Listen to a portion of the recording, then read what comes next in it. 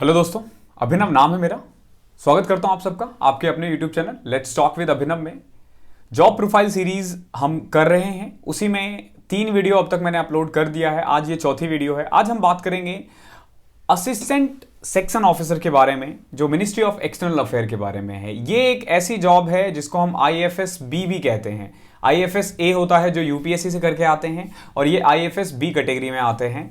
That means कि ये one of the most powerful job है, अच्छी जॉब है जो लोगों को अट्रैक्ट करती है। पिछले कुछ सालों में आप देखोगे तो MEA की डिमांड बहुत ज्यादा बढ़ी है। तो ऐसा क्या है, क्यों MEA के बारे में लोग इतना ज्यादा जानना चाहते हैं, क्यों MEA जॉब के पीछे लोग इतना भाग रहे हैं? आप एंड तक बने रहना, आपको हर एक छोटी से छोटी नॉलेज मिल जाएगी MEA के बारे में। मैंने एंड में एक और पर्सपेक्टिव लिया है CSS वर्सेस MEA के बारे में, आप वो देख लेना ताकि आपको पता चल जाए कि आपको CSS ऑप्ट करना है या MEA ऑप्ट करना है, और अगर करना है तो क्यों करना है।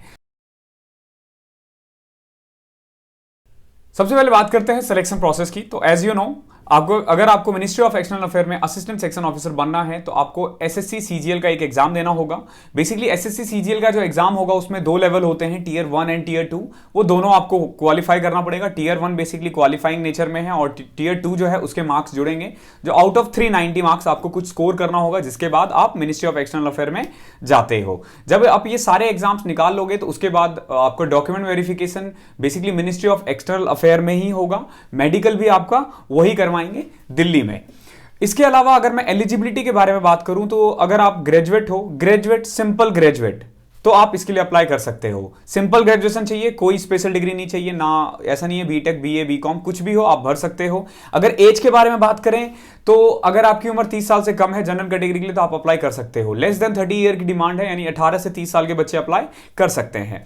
अगर मैं PWD कैटेगरी के बारे में बात करूं तो अगर आप OA हो, OL हो, B हो, BL हो, OAL हो, LV हो, HH हो, या अगर आपको कलर ब्लाइंडनेस की भी प्रॉब्लम है तो भी आप इस जॉब के लिए सूटेबल हो। अगर मैं कट ऑफ के बारे में बात करूं तो 2020 में इसका कट ऑफ 601 रहा था आउट ऑफ 700। 601 आउट ऑफ 700 यानी अप्रॉक्स 87% के अप्रॉक्स ये मार्क्स है। तो आप एक्सपेक्ट कर सकते हो कि अगर आप 2022 दे रहे हो तो 400 में से अगर आप 320 के करीब नंबर ले आते हो, 320 से 330, तो मेक श्योर मतलब फिर कंफर्म है कि आप MEA में चले जाओगे। तो अभी के लिए 320 330 नंबर चाहिए आपको आउट ऑफ 400 अगर आपको मिनिस्ट्री ऑफ एक्सटर्नल अफेयर में जाना है। तो जब आप ये सारे लेवल क्रैक कर लेते हो तो आपका मेडिकल एग्जामिनेशन भी होता है। ध्यान रखना, मेडिकल बहुत नॉर्मल होता है। बहुत लोग पूछते हैं कि मिनिस्ट्री ऑफ एक्सटर्नल अफेयर में MEA में मेडिकल बहुत टफ होता है, तो मैं आपको बता रहा हूं किसी भी जॉब का टफ नहीं है। SSC CGL में किसी भी जॉब का मेडिकल टफ नहीं है, बहुत सिंपल सा मेडिकल होगा। SSC को एक ऐसा बंदा चाहिए, या आप यूं कह लो कि सेंट्रल गवर्नमेंट में एक ऐसे इंप्लॉय की जरूरत है जो बैठ सके, जो बोल सके, जो लिख सके, जो चल सके। फिट होना चाहिए, कोई लॉन्ग टर्म डिसीज नहीं होना चाहिए। अगर ये सब है तो आप अप्लाई कर सकते हो। एलिजिबिलिटी के बाद बात करते हैं सैलरी की। तो सैलरी की बात करूं तो एक असिस्टेंट सेक्शन ऑफिसर को, actually assistant section officer most of the case में दिल्ली ही पोस्टिंग होती है, तो ग्रॉस सैलरी वहां पे 87 to 88,000 आती है, और इन हैंड आप उसमें से 15,000 रुपए के करीब कम कर लो तो 72 से 73,000। अगर आप वाई सिटी में हो तो 81 to 82,000 ग्रॉस सैलरी है। जेड सिटी में 73,000 है। ध्यान रखना, MEA की पोस्टिंग वाई और जेड में भी होती है। कुछ एक स्टेट्स हैं जहां पे छोटे छोटे ऑफिसेस हैं MEA के, तो आप उसमें भी आपकी पोस्टिंग हो सकती है। तो ऐसा बिल्कुल भी नहीं है, अगर कोई कहता है कि सारी पोस्टिंग दिल्ली में है तो ऐसा बिल्कुल भी नहीं है, कुछ पोस्टिंग बाहर भी है। इसके अलावा अगर अदर पर्क्स के बारे में बात करूं तो जो एक सेंट्रल गवर्नमेंट इंप्लॉइज को मिलता है वो सारे पर्क्स मिलते हैं इसमें, लाइक की मिनिस्ट्री ऑफ LTC, जो बेसिकली आप फैमिली आप अपने होम टाउन ट्रेवल कर सकते हो साल में एक बार। इसके अलावा मेडिकल अलाउंस मिलता है आपको, चिल्ड्रन एजुकेशन अलाउंस मिलता है, हॉस्टल सब्सिडीज मिलती है। ये सारे पर्क्स हैं जो बाकी जॉब में भी मिलते हैं, और इस जॉब में इसमें कुछ अलग से आपकी कोई सैलरी नहीं होगी। सैलरी के बाद बात करते हैं ट्रेनिंग की। तो जब आप ज्वाइन करते हो तो कोई इमीडिएट ट्रेनिंग नहीं है कि ज्वाइन करते ही आपको ट्रेनिंग करना है, लेकिन फॉरेन पोस्टिंग से पहले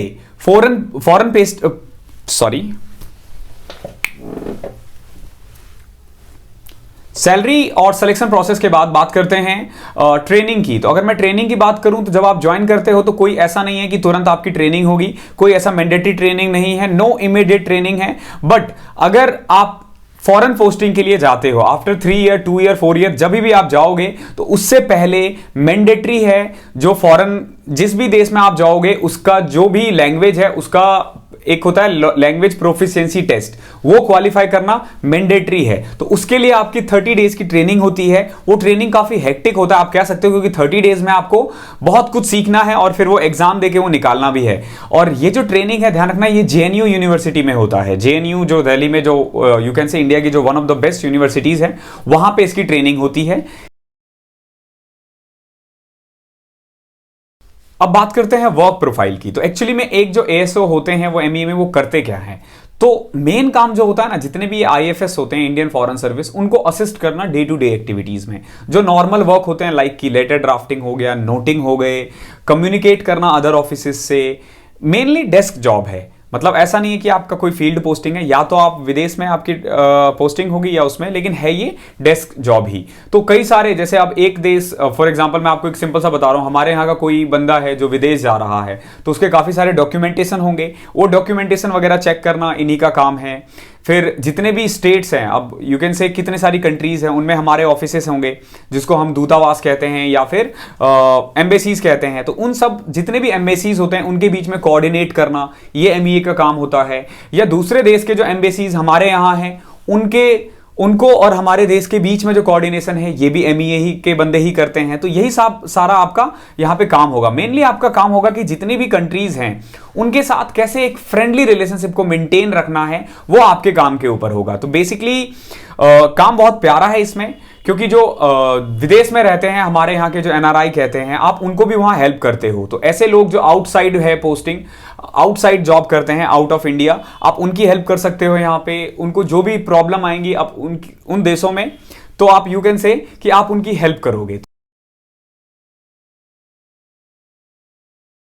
जॉब प्रोफाइल की बात करते हैं प्रमोशंस की। तो जब आप ज्वाइन करते हो तो आप असिस्टेंट सेक्शन ऑफिसर रहते हो। आफ्टर 8 to 10 ईयर, 12 ईयर भी लग सकता है, ये डिपेंड करता है वैकेंसीज पे। अगर आप डिपार्टमेंटल एग्जामिनेशन क्वालिफाई कर लेते हो तो आप बेसिकली सेक्शन ऑफिसर बन जाते हो। 5 साल की एलिजिबिलिटी है, बट लग जाता है time, it depends on vacancies. उसके बाद सेक्शन ऑफिसर के बाद आप अंडर सेक्रेटरी बनते हो, फिर डेप्यूटी सेक्रेटरी बनते हो, then director, then joint secretary. इसमें प्रमोशन उतना फास्ट नहीं है जितना सीएसएस में है, बट फिर भी काफी जॉब से ये बेटर है। अब बात करते हैं कुछ प्रोज और कुछ कॉन्स की। तो इस जॉब के साथ सबसे अच्छी बात क्या है ना, इसके प्रोज बहुत है, कॉन्स बहुत कम है। तो पहले मैं कॉन्स बताता हूं, फिर मैं प्रोज बताऊंगा। मैं पहले अच्छाइयां बता देता हूं, बाद में बुराई। अब मैं पहले बुराई बता रहा हूं पर्टिकुलर इस जॉब के लिए। तो देखो इसमें प्रॉब्लम क्या है कि अगर आप विदेश में आपकी पोस्टिंग है तो वर्कलोड इसमें अच्छा खासा है। अगर आपकी पोस्टिंग फॉरेन रहती है तो वर्कलोड आप कह सकते हो कि थोड़ा ज्यादा है। दूसरा, सोशल लाइफ आपके लिए हैम्पर हो सकता है। अगर आप विदेश में हो तो ऑब्वियस सी बात है, चाचा ताऊ सबकी शादियां छूटने वाली है, उनके बच्चों की शादी। लड़कियों के लिए प्रॉब्लम यह है कि अगर आप विदेश में जाते हो तो आपको एक ऐसे बंदे से ही शादी करनी पड़ेगी जो एमईए में है। तो अगर आपकी जॉब लगती है तो वेट करो तब तक, अगर आप तैयारी कर रहे हो जॉब के बाद ही शादी करना, क्योंकि अगर एमईए में नहीं है वो तो फिर फॉरेन पोस्टिंग एक साथ जा नहीं पाओगे, फिर प्रॉब्लम होगी थोड़ा लाइफ को बैलेंस करना। फैमिली लाइफ बैलेंस करना थोड़ा टफ है, ठीक है। ये उनके लिए अच्छा नहीं है जिनको भारत से बहुत ज्यादा प्यार है और फॉरेन पोस्टिंग को अवॉइड करना चाहते हैं। देयर आर सम पीपल जो फॉरेन पोस्टिंग पसंद नहीं करते हैं, तो उनके लिए ये जॉब बिल्कुल नहीं है। क्योंकि कई बार क्या होता है कि ट्रांसफर फॉरेन पोस्टिंग रोकना आपके लिए टफ हो सकता है। हालांकि बहुत हद तक आप कंट्रोल कर सकते हो, लेकिन कई बार ये ऐसा होता है कि अनकंट्रोलेबल होता है तो आपको जाना पड़ सकता है। तो वो लाइफ जो बैलेंस्ड लाइफ जीना चाहते हैं उनके लिए ये जॉब नहीं है। इसमें थोड़ा सा तो एडवेंचर है। तो ये कुछ कॉन्स थे, बहुत कम थे। प्रोज देखो क्या क्या है। सबसे पहले मॉनेटरी बेनिफिट, व्हाइट मनी की बात कर रहा हूं मैं। जब आप फॉरेन पोस्टिंग में रहते हो तो आपको अलाउंस मिलता है, और वो अलाउंस जो होता है वो टैक्स फ्री रहता है। तो काफी अच्छा खासा इसमें पैसा है। देन व्हाइट पासपोर्ट मिलता है। व्हाइट पासपोर्ट है, बाकी लोगों का ब्लू, आई गेस ब्लू या ब्लैक होता है, ठीक है। पासपोर्ट मैंने बनवाया नहीं तो मुझे आइडिया है नहीं, तो ब्लू या ब्लैक होता है, बट इसका व्हाइट होता है। तो आपको एक अलग टाइप की रिस्पेक्ट मिलेगी एयरपोर्ट वगैरह पे भी, क्योंकि आप यू कैन से कि आप दूतावास के लोग हो, आप एम्बेसीज के लोग हो, तो आपको ज्यादा इज्जत मिलेगी। फॉरेन डेमोक्रेट हो आप एक तरह से। तो good for those who want to explore the world. कुछ लोग होते हैं जिनको ना घूमना अच्छा लगता है, अलग अलग देश में जाना है, ट्रैवल करना है, तो उनके लिए जॉब बेस्ट है, बहुत बढ़िया है। टीडी भी मिलता है जब आप, टीएडीए भी मिलता है, आई मीन टीडी बोल रहा हूं मैं, टीएडीए मिलता है जब आप दूसरे देश में जाते हो तो, जिसको हम बेसिकली मैंने अभी बता दिया अलाउंस में। इसके अलावा अगर आपका प्लान शॉर्ट टर्म है विदेश में, मतलब जॉब में आप चाहते हो कुछ दिन जॉब करूं फिर उसके बाद बिजनेस स्टार्ट कर दूं, तो ये जॉब आपके लिए है।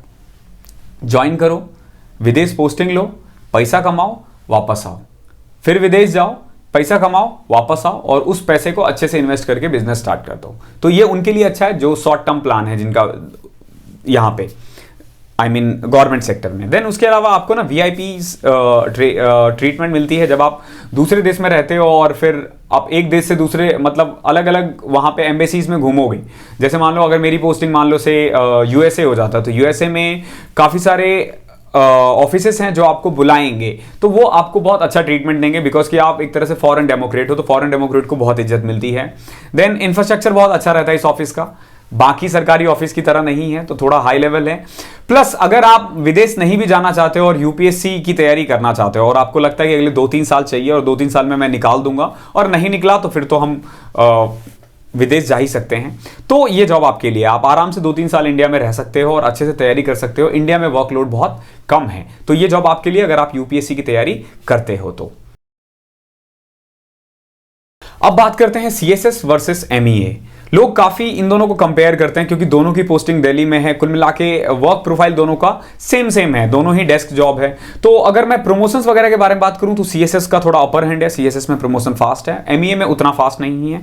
बट जब मैं मॉनेटरी बेनिफिट के बारे में बात करूं तो एमईए को मॉनेटरी बेनिफिट ज्यादा मिलता है एज कंपेयर टू जो सीएसएस में से असिस्टेंट सेक्शन ऑफिसर्स होंगे। उसके अलावा अगर आपको दिल्ली रहना है लाइफ टाइम तो आपके लिए सीएसएस है। अगर आप फॉरेन घूमना चाहते हो, आप एडवेंचर्स लाइफ चाहिए आपको, थोड़ी लाइफ में फन हो, थोड़ा एडवेंचर हो, तो you can go for MEA. मैं अगर दोनों में कंपेयर करूं तो अकॉर्डिंग टू मी एमईए थोड़ा ऊपर है, आपका हो सकता है डेफर हो, ठीक है, बट मुझे ऐसा लगता है कि एमईए थोड़ा सा अपर हैंड रखता है इसमें। अब बात करते हैं कंक्लूजन की। तो कंक्लूजन में देखो काफी अच्छी है, एमईए में एसओ की जॉब बहुत अच्छी है। आई कैन से कि one of the best job है। सीएसएस जितने भी जॉब्स ऑफर करते हैं, सीएसएस एसएससी जितनी भी जॉब्स ऑफर करती है उसमें ये one of the best job है। You can go for it.